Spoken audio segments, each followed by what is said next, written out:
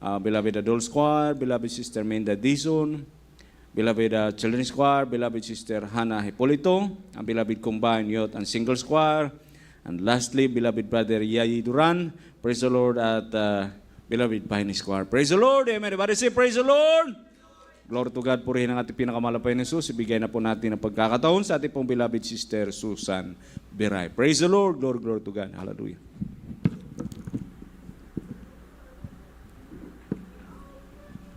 Praise the Lord. Hallelujah. We give the highest praise, glory, and honor to our loving Savior, our dearest Jesus Christ. We give double honor and respect to our parents in the Lord. And we always cherish the blessed memories and teachings of our dearly beloved Honorable Pastor Weldy Estrada Almeda and beloved Mama Dear, Assistant Pastor Lina C. Almeda. And greetings also to our beloved Christian Santillan, and greetings also to beloved Almeda children, beloved preachers, workers, and to you beloved brethren. Praise the Lord, glory to God, hallelujah. Gusto kong pasalamatan ng mahal na Panginoong Jesus dahil ako'y talagang nagpapasalamat. Napakabuti po niya dahil ako'y naglilingkod sa Kanya, glory to God. Napatunayan ko po yan dahil magmula nung ako'y maglingkod sa Kanya dahil binigyan na po niya ako ng peace of mind, peace of the heart. And hallelujah. God, Praise the Lord. hallelujah, na hindi natin makikita sa ano man yan. Glory to God, kung aking alalahanin ang mga kabutihan ng mahal na Panginoon. Nung nasa Pilipinas po ako, talagang nagkaroon po ako ng malaking problema. Nung nandoon po ako, nag-umpisa pa lamang po ako sa maglingkod sa mahal na Panginoong Yesus. Nagkaroon na po ako ng mga problema na malaking pagkakautang. Hindi ko po alam kung paano ko po yan malulutas dahil may mga pagkakautang ako sa bangko, pagkakautang ako sa mga kaibigan, mga loved ones ko. Napakahirap po yung panahon na yan dahil nagbi-business po kami ng aking beloved husband. Ay okay naman po nung umpisa pero hindi ko po alam kung bakit nagkaroon na po lumaki na po yung aming business na ayan po, dumami na rin po aking mga pagkakautang. Ngunit alam yung mga minamahal, sa panahong yan talagang from Monday to Friday, wala pong katapusan ng aking mga pagbabayad ng mga pagkakautang. Nag-issue po ako ng cheque hanggang sa talagang sagad na parang yung mga after 10 years, almost 10 years na po na nagbi-business ako, nabaon na po ako sa pagkakautang, hallelujah, glory. Kaya sabi ko, parang gusto ko nang iwanan ito.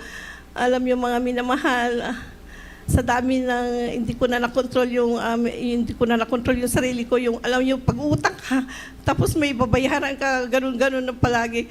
Tumaas ng aking mga interest, halos yung isang buwan umaabot ng interest pa lang ang laki-laki na more than 100 na po, iba pa sa bangko.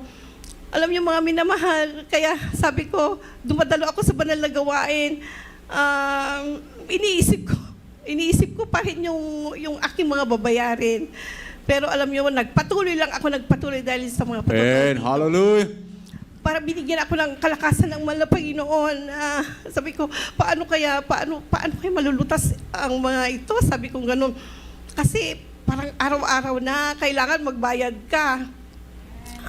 Pero napakabuti ng mahal na Panginoon dahil nakakatulong talaga yung pagdalo natin sa banal na gawain. That's right. Hallelujah. Praise Dahil the yung Lord. mga naririnig natin patotoo, iba-iba talaga. Ngayon, ikaw, pinapalakas ka ng mahal na Panginoon. Sabi ko na lang, mahal na Panginoon, bahala ka na, wala na akong alam. Sabi ko gano'n. Amen. Hallelujah. Yung bahay po namin, naisanla na, yung mga sasakyan, naisanla na lahat. Wala na akong may babae. Talagang corner na po ako. Pero napakabait ng mahal na Panginoon. Amen. Hallelujah. Dahil sabi niya, tuloy-tuloy ka lang magdalo. Sabi niya, parang nasa isip ko. Kaya 3 times a week po ako na dumalo. Dahil alam niyo mga manamahal, hindi po basta-basta yung aking pinagkakautangan, lending, mga tao. Sa tao pa lang, mababa na yung 500,000. Hallelujah. Kaya naka-checky pa ako. Panginoon, wala na akong pupuntahan. Sabi ko gano'n. Ikaw na lang ang aking pag-asa. Sabi ko, alam niyo mga minamahal, nag-fasting po ako ng 3 days dahil yung auntie ko, sabi niya, yung sinanla mo na ba ng house and lot ko, sabi niya, ibalik mo na, sabi niya sa akin, oo, ibabalik ko, sabi ko gano'n, pero hindi ko alam kung paano may babalik, dahil sagad na ako, wala na po akong yung pagkukuhanan, kasi yung mga loved ones ko, nautangan ko na rin, mga kakilala ko. Ngayon, alam niyo mga minamahal, napakabuti naman ng Panginoon. Nakikinig lang ako sa patutuod. Dalo lang ako ng dalo. Lord, dalo lang ako ng dalo. Amen. Hallelujah. Alam niyo mga minamahal, yung kakadalo ko ng kakadalo, hindi ko namamalaya na wala na pala akong utang. Glory to Amen. God. Hallelujah. Praise the Lord. Praise the Lord. Napakabait naman ng Panginoon. Hindi ko alam kung paano. Hallelujah.